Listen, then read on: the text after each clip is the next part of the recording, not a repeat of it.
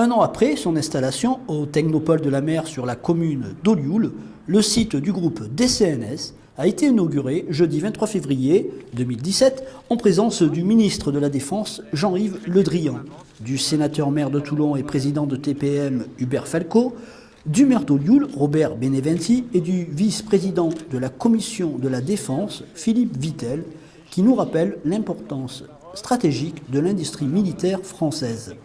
Force est de constater que l'industrie militaire française est parmi les meilleures du monde, remplit parfaitement le rôle de fournir des équipements de grande qualité à nos armées et de plus a aujourd'hui des succès à l'export qu'elle n'avait jamais connus.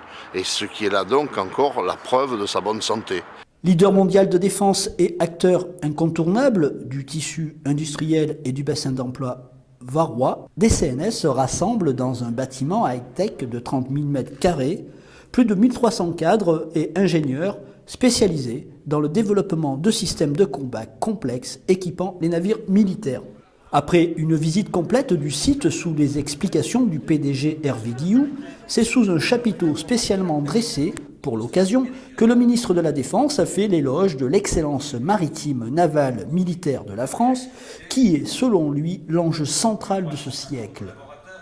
C'est l'enjeu central de ce siècle, à la fois en termes d'échanges commerciaux, dont on voit l'expansion, la rapidité, la concurrence. C'est à la fois un enjeu économique, direct. On voit la place des énergies marines renouvelables. On voit aussi la place des biotechnologies. C'est un enjeu aussi pour la protection de l'environnement, essentiel. Et puis, cela devient de plus en plus un enjeu stratégique parce que les océans, les mers deviennent des espaces conflictuels. Fin de la visite pour Jean-Yves Le Drian.